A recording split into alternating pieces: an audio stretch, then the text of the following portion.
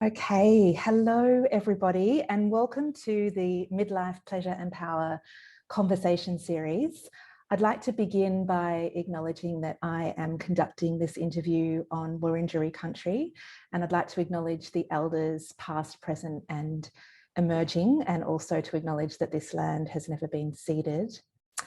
I'd also love to welcome today someone I'm very excited to interview, Janet McGeever. So I'm just going to read Janet's bio.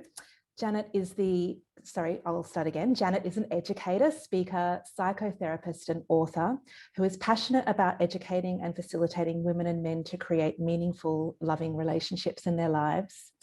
Janet is the co-author, along with Diana Richardson, of the book Tantric Sex and Menopause, which was released back in 2018. And she's also the creator of the Womantime Retreat, Ancient Wisdom for the Modern Day Woman. Janet, thank you so much for joining us. Thank you. It's a pleasure to be here, Shae. Thank you. So I'm going to I'm excited too. I'm excited to dive in with you. So Janet, I'm going to start just by asking you about the birth of the book Tantric Sex and Menopause and how that connected to your own menopause journey.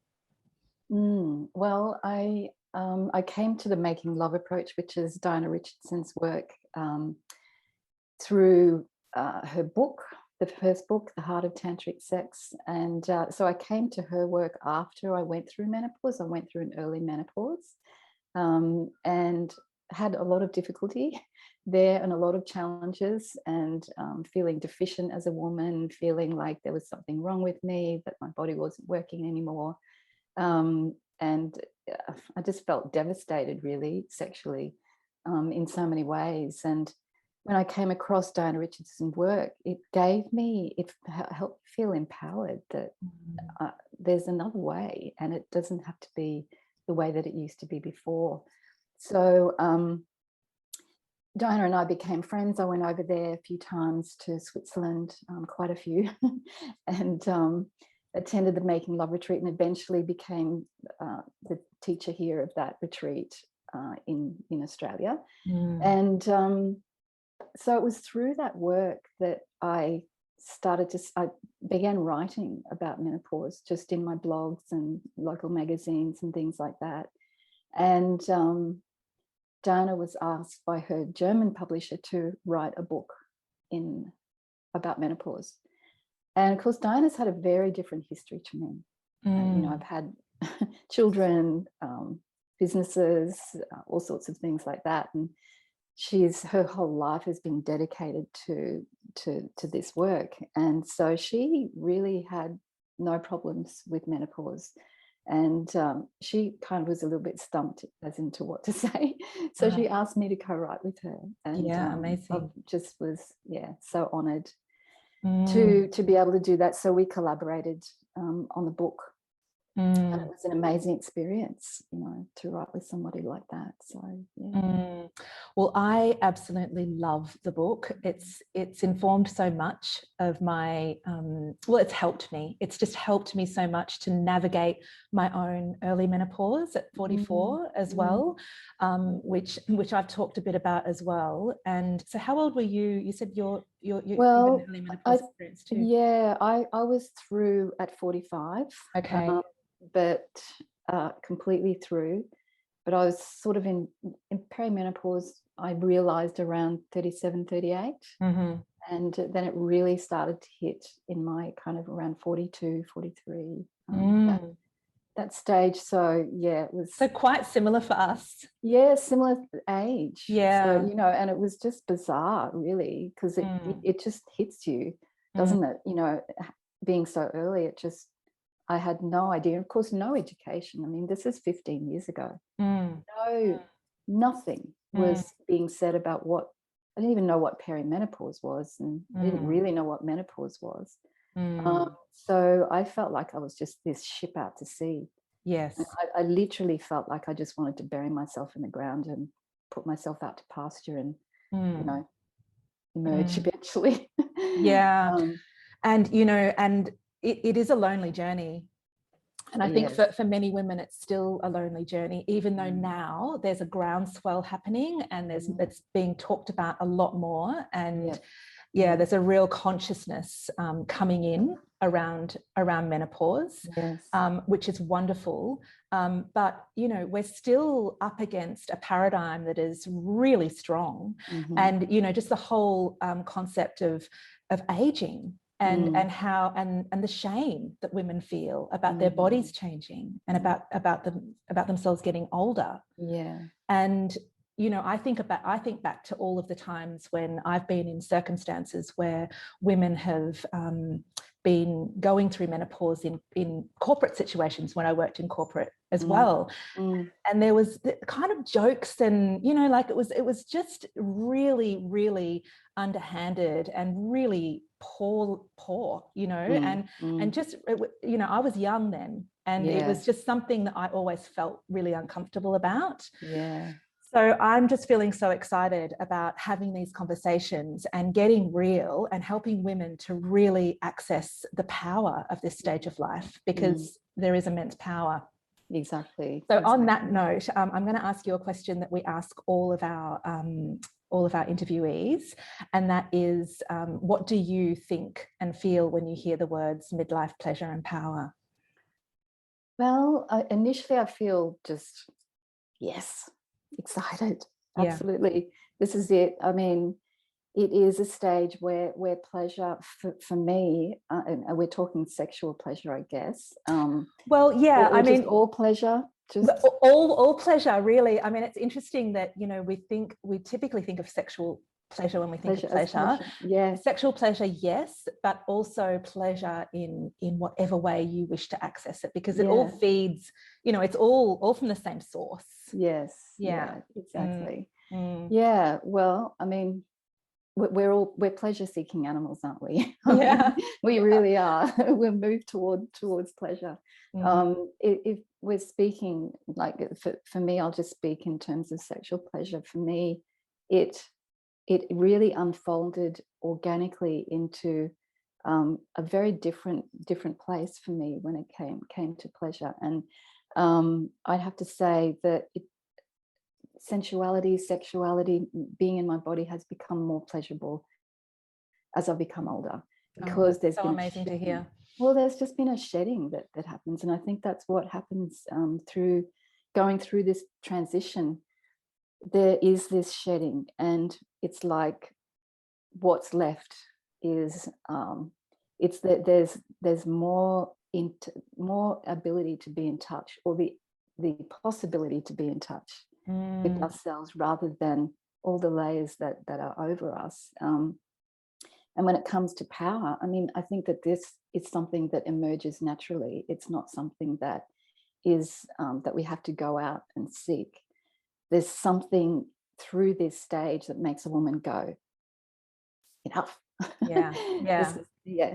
But I do want to, there is something here in this too. If I go deeper with these two words, the words pleasure and power can sometimes make a woman start to seek outwards. And I think this is a mistake for women, that when we're seeking something always that's outside of us, it's taking us outside of ourselves. And to me, true pleasure is being completely embodied within oneself. And it's a byproduct of presence. And power, I think true power is a byproduct of woman being in touch with her own heart and her own love. And to me, this is the greatest power. And to me, this is power within rather than power over. Yes. So yeah, that's how I see it. Thank you so much, Janet. That is absolutely divine, and such an important, you know, such an important element to raise, and also for us to remember as women. And you know, some of us might not even remember. Like for some women it will feel like a remembering, and for some women it will be new information, but absolutely beautiful. I absolutely love what you've said. You're welcome. And I love what you just said too, because sometimes for women, you're right, there is a remembering of, oh my God, I used to feel like this, you know, when I was a teenager or in my late teens or something like this. I used to feel this natural rawness inside. But for some, that's never been felt. And so it is new. It is a new raw experience at times. So Yeah. I think this is why it's such an important time for women to support each other. Oh, absolutely. You know? And not to make it a lone journey. It's an individual journey, but it doesn't have to be a lone journey. That's right. Yeah, I really, you know, in terms of how we navigate this in the paradigm that we're in, we really need each other. Yeah. We really need each other, and to witness each other and to hear each other. So yeah, I wholeheartedly agree. So in Tantric Sex and Menopause, Janet, it states a menopausal body is pleading, slow down, be more receptive, more sensitive, more conscious. So in a world that glorifies youth, how do we begin repatterning the story of the aging woman and her needs? So I feel like there's two parts to this, and I'll address the very first bit with the menopausal body and what it's calling. And I think as a woman grows older, or she goes through this transition, there's this shedding, and also there's a woman becomes more fine. There's a finer, I wouldn't say finer vibration, but she becomes more sensitive. That there's a sensitivity in the body, there's sensitivity in the genitals. There's been, you know, decades of experience of life where she may want to close down because there's been, you know, negative experiences. Women live through our bodies, through pregnancy, through giving birth, through sexuality, all of those things. And so I think there's a greater sensitivity at this point that we need to listen to, that we need to really honor. And that's why slow down, you know, because especially, you know, when it comes to, you know, the vagina and lubrication and things like that, we need it slower. We need to tune into that receptive side of ourselves rather than being more active in that way. So as far as the youth thing goes, absolutely. I mean, we are conditioned by everything that we experience in our lives. There's so much conditioning around from our environment, our families, even the relationships that we've had. You know, I was in a very long 22-year relationship.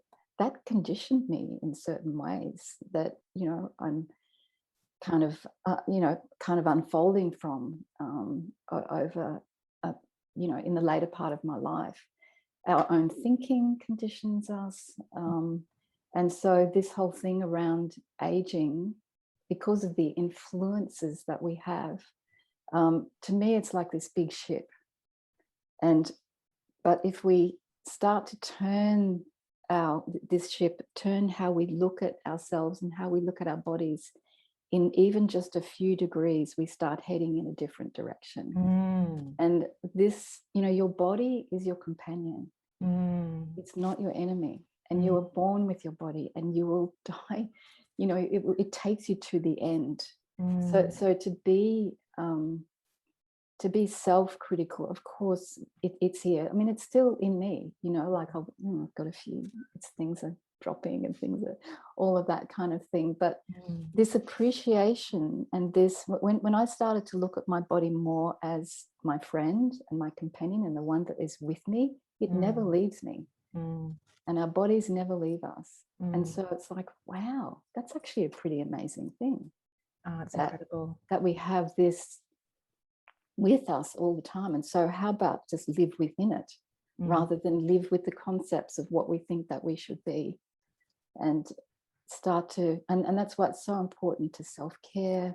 I mean, the amount of my focus so much as I keep growing older is how much self-care I keep giving my body, and how much I'm kind of honoring it. And I'm not saying I'm perfect in all of that, but it's still, again, okay, the ship's going, I'm just going to start turning this way. And And it's a time to really celebrate, I say it, and it's say it in the book, a personal renaissance.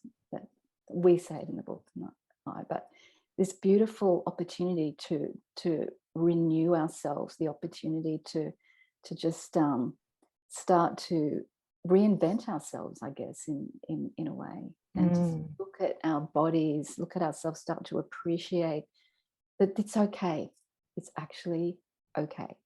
Yes. That we have wrinkles and we have saggy things, and you know, it's part of life. We are aging. We can't deny that the body is aging. And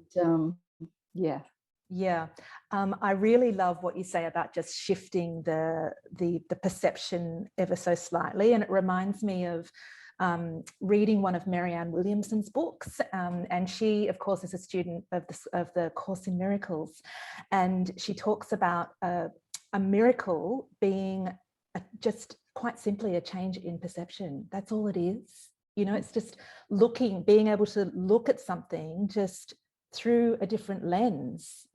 And then all of a sudden everything is different, and life is different, and your experience of life is different. And so I think that's really a really potent thing to remember for the midlife, perimenopausal, menopausal woman, that we have been looking through life through a particular lens. And if we just shift, you know, if we're able to just shift that perception ever so slightly, it can just change everything and empower us. Which is just, it's wonderful, and also sometimes a bit easier said than done. You know, because, you know, we're so conditioned, you know, and it's like, well, we talk about this, but how do we do it? You know, so perhaps we can talk about that as well, like how. Well, I mean, conditioning is unconscious, so this is an unconscious thing. When you start to bring it into consciousness and into awareness, you start to be able to change it. So we can't help go into this unconscious conditioning. It's in ourselves.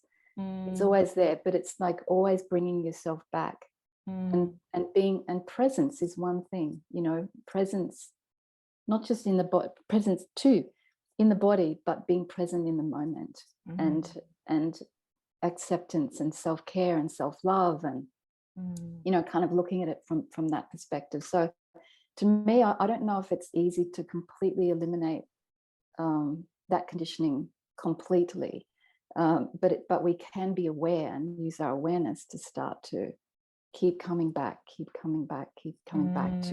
it's so this is okay.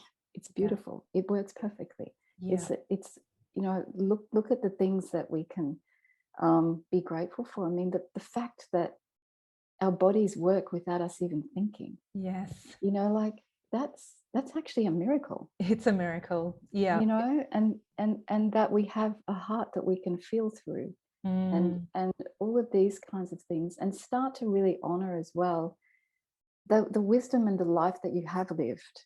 You know, that all of that is an accumulation. You can't get the wrinkles, you can't get the, you know, your body tells a story, and it's, your life is written on your body, in your body. It's here. We can't deny it.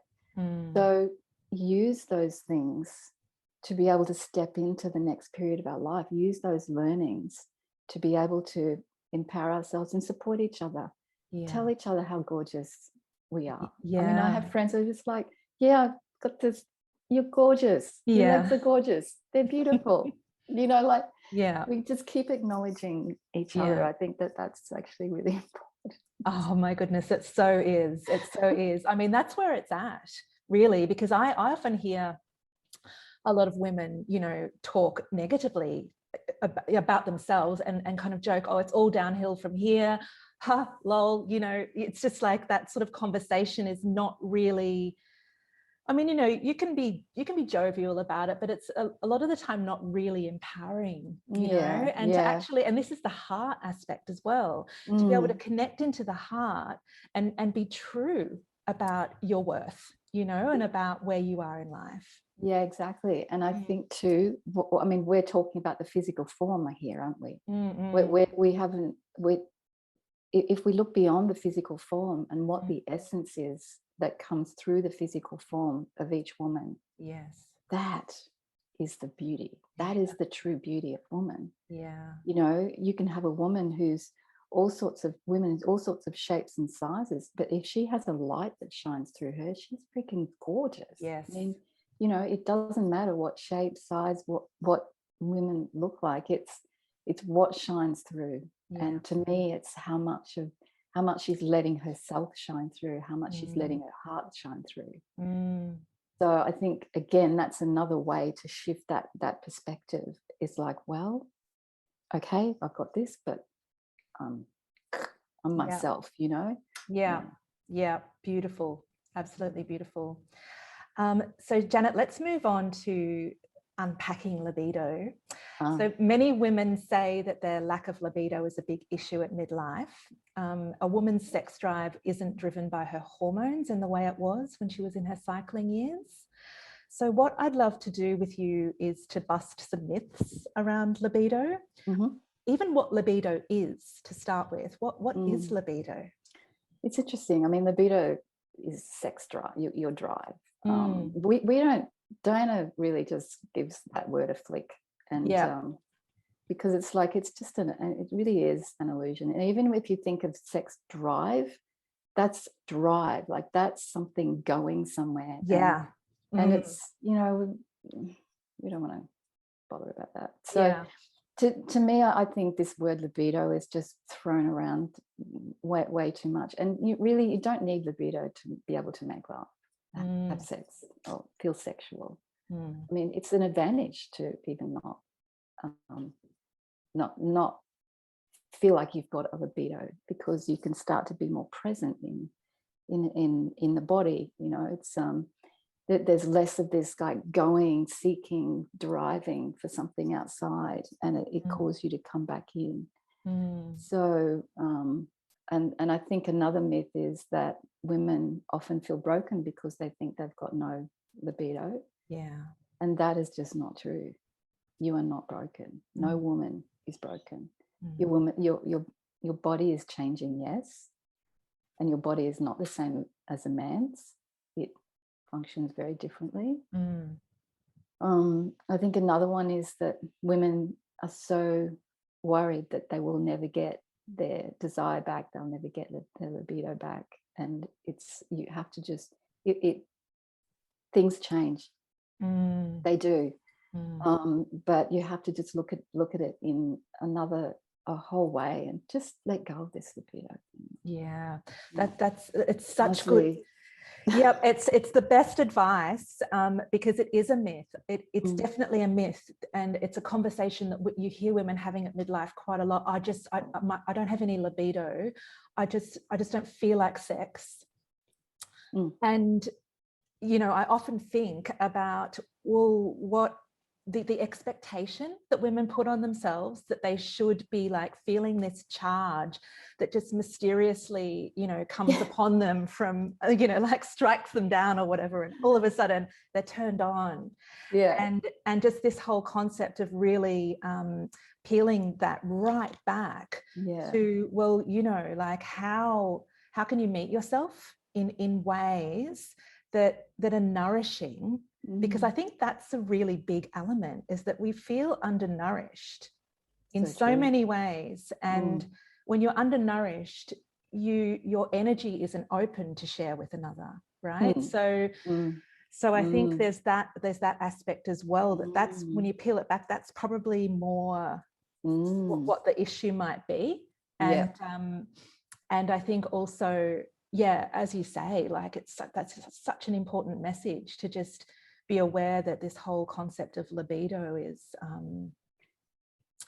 kind of, actually what I'm thinking of now is just that the porn culture, you know, and how that has influenced, whether or not we watch it or not, the culture has infiltrated, you know, mainstream culture across the board. And there is this idea that the women are turned on, you know, and it's actually quite false. Very false. Extremely false. Well, I mean, sexually, a woman's body is almost always at rest. Mm. And it's not ready. There's certain factors that need to happen for a woman's body to start to be ready, and to feel that movement and that desire to come through. So I think this is the thing that is definitely a myth. We are not ever ready. We're different. It doesn't operate that way. And I think you're right. There are so many influences and expectations, and women compare themselves to each other, that we should be. I remember being even in my 30s and hearing some friends going, oh, I had this and had that, and I had multiple orgasms, and I'm like, it's not happening to me. What's wrong with me? It's not true. It was just, everyone's body is different. And absolutely. I mean, phenomena happens within the body. You don't have to go looking for it. It just happens. Yeah. I definitely feel that as well. And I see in sort of like the around the 30 to 40, even younger age bracket, in women's cycling years, where there is a real, there's a lot of talk around what's possible orgasmically with the body, and also squirting and things like that, and how to squirt, and and it becomes a goal. Everything becomes a goal, and it really, I just feel quite turned off by it, because because it's just, to me, it's just not what it's about. No. And it's, all of those things can be a beautiful outcome from presence. Exactly. And therefore, it's really important. And I think at midlife, for women to not carry that through. No. I mean, it's time to just. No, it's not about up and out and going out there. It's about falling back in and down. And I love that. So I'm going to jump to our lubrication pattern now, Janet. So lubrication patterns change at midlife.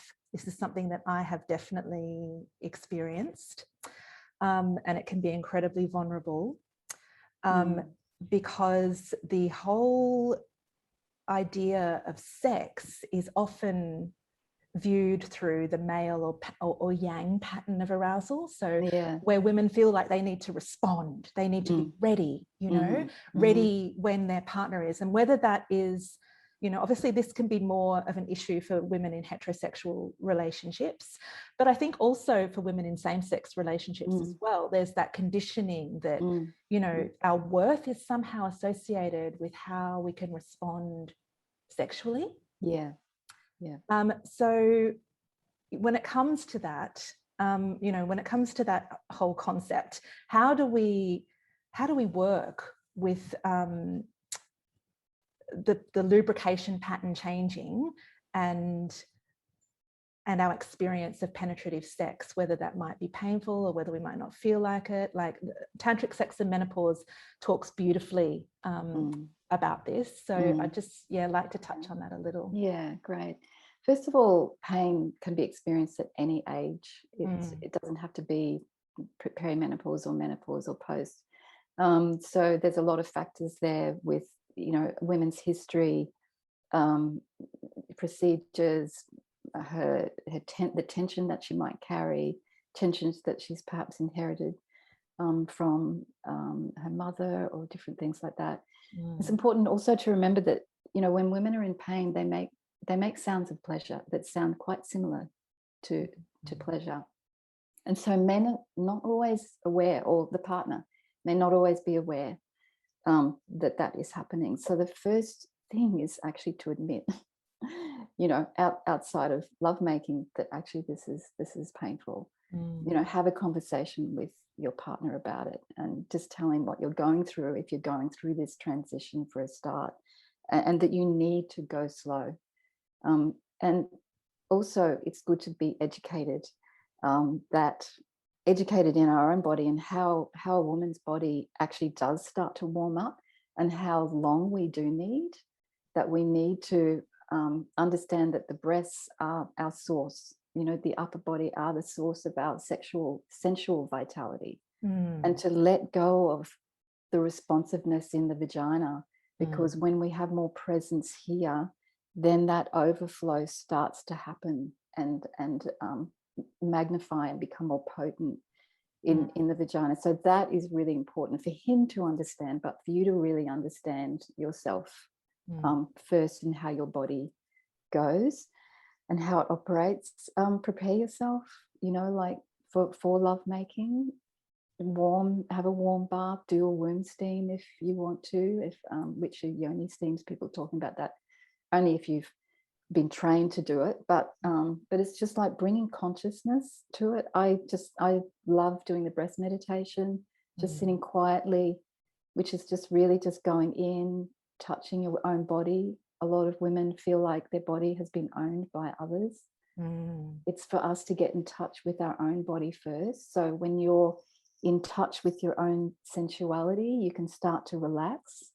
And I think this is what happens too, is women get tense because they go, I'm not going to be able to respond. So they get more tense.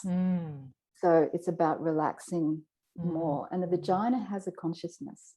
The vagina actually has a consciousness. And energy follows imagination. If you imagine that your vagina is relaxing and opening, and just keep going, open, soften, relax, open, it actually does. Yes. And that really helps. And just also remember that to keep coming, the love keys that we talk about in the book, just keep coming inwards. And then when it comes to lubrication itself, of course, because that's all about preparation and preparing yourself. Be fine about using lubricant, oil or, whatever you like to use, be completely fine. Make sure it's unhurried. But one of the things that I found really super, super helpful, and which completely changed my whole thinking around from, oh my God, I'm dried up and this is not working, was having a whole lovemaking session of just allowing the penis just to rest at the vagina. Oh, yes.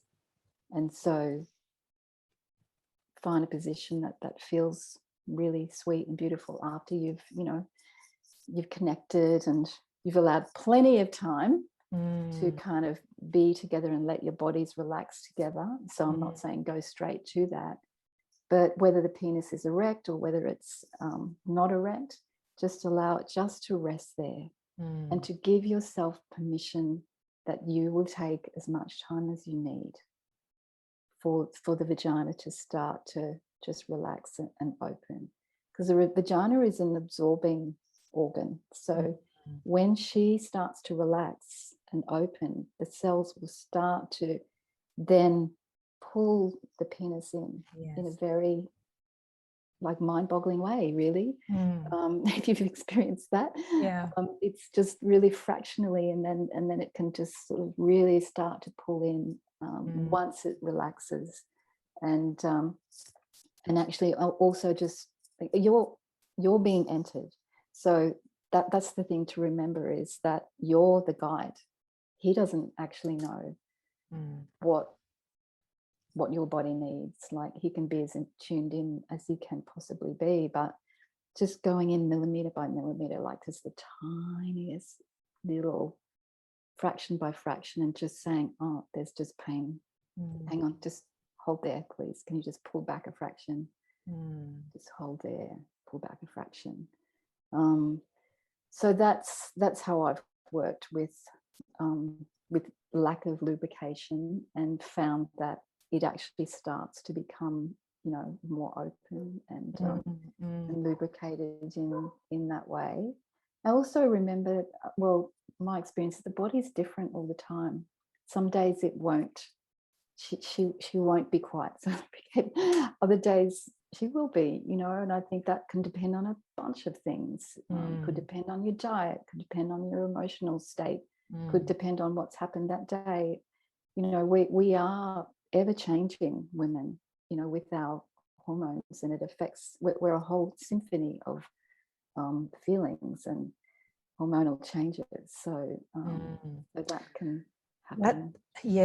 That's I mean, there's a couple of pieces in there that just were like, wow. The first one was just a whole lovemaking session with just the penis or the dildo or whatever you're using at the vaginal entrance, and allowing the space for that to be just what it is.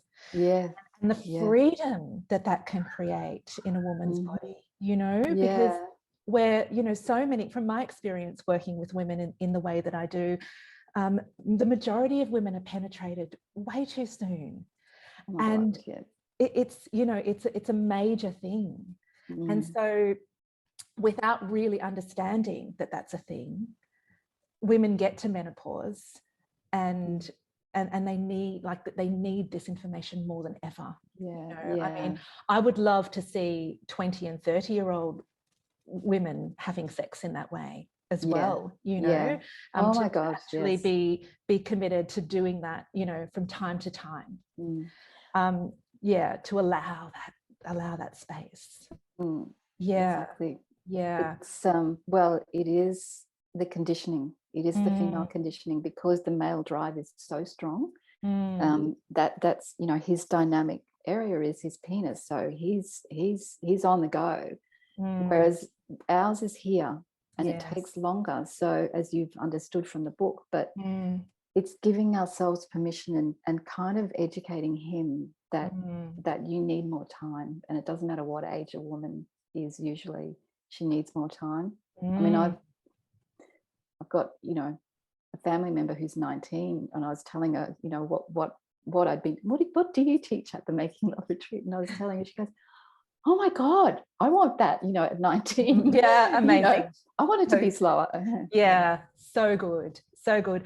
And just to touch on this, this breast heart as the positive pole, one of the things that I love to speak of in regards to this is just the, you know, just the being met in the heart, and the vulnerability and the sensitivity and the beauty that is met there, you know, and just how much we all long for that as women. Like, of course we need to be met here, you know, of course this is where it begins, and where we feel safe and open and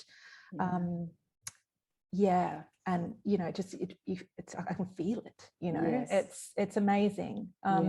So remembering that is such a vital piece. Well, this was just a game changer for me when I understood that, because no one was talking about that. So important. It's a brilliant piece of information. And you can't just jump to sexual vulnerability. You have to come through more connecting, you know, to get to the sexual side of things. So it is through this area.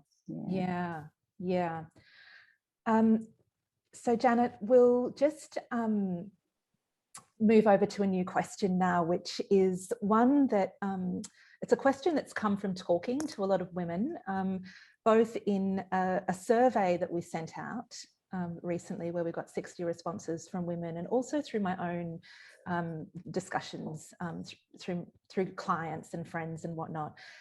And so there's this idea that from a feminist perspective, many women are tired of initiating a more supportive approach to women's needs, which I do understand, you know, like it is tiring. So how do women talk to their male partners who are unwilling, and I'll say usually afraid themselves to do things differently? First of all, don't criticize him. Don't tell him he's a bad lover. Appeal to his best self, you know, to his heart. Appeal to that part of him. That's, I think, really important, because men are very vulnerable in this arena, and their whole identity is tied up with being a good lover. So it's not necessarily saying something untrue, but just to avoid criticism for a start, because that will get everything on the back foot. And then I have 3 things: educate, empower, express. So first of all, educate yourself on how your body functions, what's happening to your body, so that you feel empowered and convinced yourself that actually there is another way. I can look at this from a different perspective and around how things can change. What are the possibilities? So I think that, you know, that what you're doing, the book, those kinds of things are really important. And then educate him. And now this is the hard part, because men are like, well, I know everything about, you know, actually, it's something that I'll add in there. I always say to couples, this, because it's often projected that it's the woman's problem because she's the one who's not. It's not. It's a problem of our conditioning.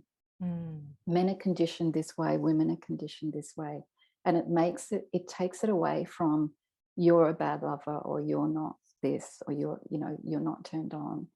Women are conditioned from the way that we've been making love. The body starts to actually just not want to go there anymore. Men are conditioned to keep seeking, to keep going in this way, in this direction. So we want to look at those drivers. But so taking the blame off both and onto more the conditioning. And so going to education is really important. And there is my partner, my ex-partner, who I taught with for several years, has this great book actually online on 6 initiatives for men. It's like a 50-minute read. It's really, really great for that, and men really relate to that. Okay, great. Fantastic. Next one is empower. So that, as you know, knowing things, educating is empowering. So that will give him more empowerment as well, to go, oh, okay, now, you know, maybe there is another way. There is, you know, another possibility. But also in that expression to him, express from an embodied place, from your own heart and presence. Come in here first. Don't go into up here and you're this and you're that. It's like, come down in. When I've seen this in the couples that I work with, and for myself, when I come down, in and down, and I speak from here and my heart, there's no argument. It's just, it's truth. Yeah. And so I think it's the way that women speak it, that of course they give up because they're not reaching their guy. But there's some of the things that I would suggest. Yeah. And I always say, you know, it's always a thing with couples who might be interested in the retreat or working with me. Often it's the woman, and I just say, look, let's just get on a conversation. And when the guys know that they're not being threatened, they're not being blamed, that they are the same as pretty much every other guy, you know, that this is a common thing for both, they really start to soften inwards and be more receptive. But they'll just fight back if they're being criticized. Yes, that's such excellent advice. And, you know, sexuality has been, or is, so in the shadows of our society. And menopause. And right? menopause too. These two things. Yeah, yeah. And they're both portals to extraordinary evolution. Yeah. So this is, it's actually so exciting. Love that. Yeah, it's so exciting to think of it from that perspective. Yeah. But just to be aware that, you know, the fact that sexuality is so in the shadows of our society, you know, there's been no permission to really open these conversations in a way that is evolutionary, in a way that is supportive. Yes, exactly. So I think from that perspective, we're really sitting on we're sitting in a very special time. Yeah, I believe. I agree. Yeah, I agree. where this is all really coming to the fore. It's all rising up. It really is. And I love one of the things that I remember Diana saying in one of the first retreats was there are no intelligent conversations about sex. You know, it hasn't been looked at from an intelligent perspective. Yes. And I think that's what I love about how she has reframed how we can look at it. Yeah. And in that way, you're right. I do think it's an evolutionary period. Yeah. The possibility is there. Yeah. Yeah, absolutely. Mm. So I'm going to, I mentioned this poem to you before we had this conversation, Janet, that my lovely business partner, Charlotte Young, shared with me from the Yellow Emperors Classic, which is from, it's ancient, it's from 2600 BC. And I'll read it out. It says, "At 7 times 7, a woman's heavenly dew wanes. The pulse of her conception channel decreases. The chi that dwelt in the baby's palace moves upward into her heart, and her wisdom is deepened." So this is just such a potent little piece that was that, you know, and the fact that it's so ancient just really does something to me. You know, it's like, this is just, you know, our bodies, our experience of our bodies has always been the same. Yeah. Yet now we're at this time in history where we're really like, it's you know, it's coming forth in a new way in terms of that empowering piece. And I mentioned to you before we started the interview that empowering piece, you know, it's the heart. It's the heart that gets so activated. So what are some of your thoughts around that piece?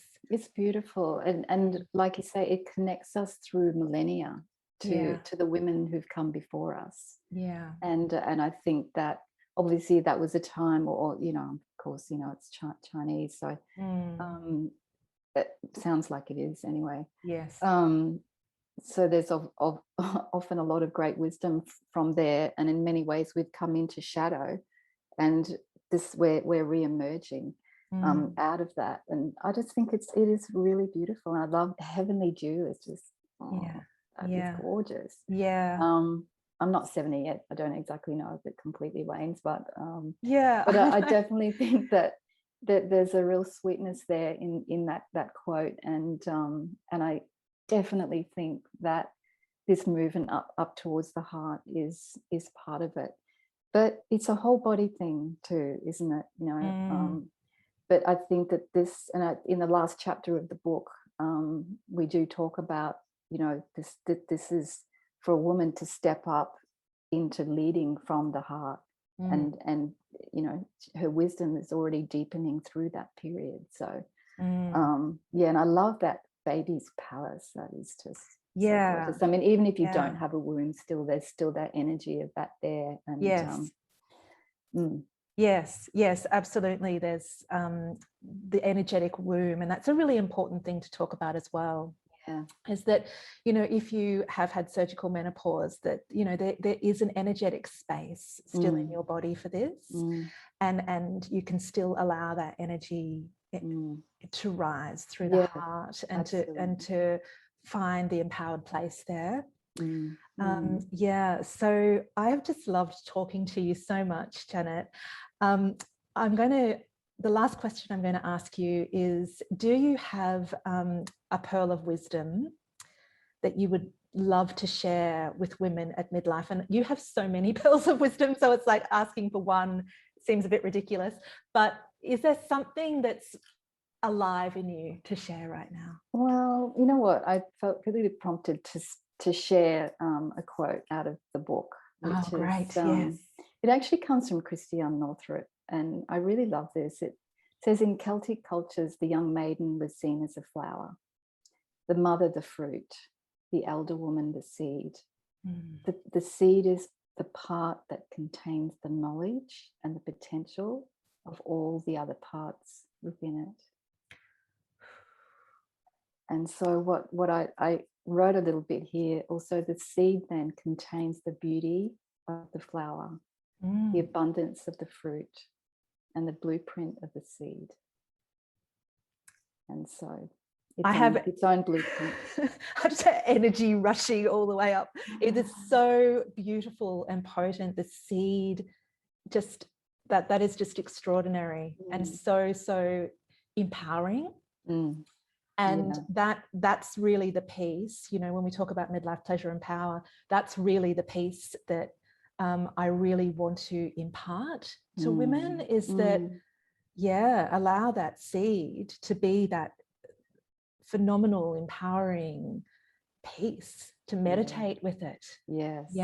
Because it's incredibly powerful. Because the seed is potent. Yes. And like it said, it's full of potential. There's that potency. And I think that we're so, like I said, conditioned to be up and out. This is the time to really, really gather that potency, you know. Yeah, absolutely beautiful. Janet, thank you so much for joining us today. Such a pleasure. Yeah, you're an absolute delight. And it's been a pleasure to talk with you. Yeah, you too. I've loved it. Thank you. Thank you, Janet.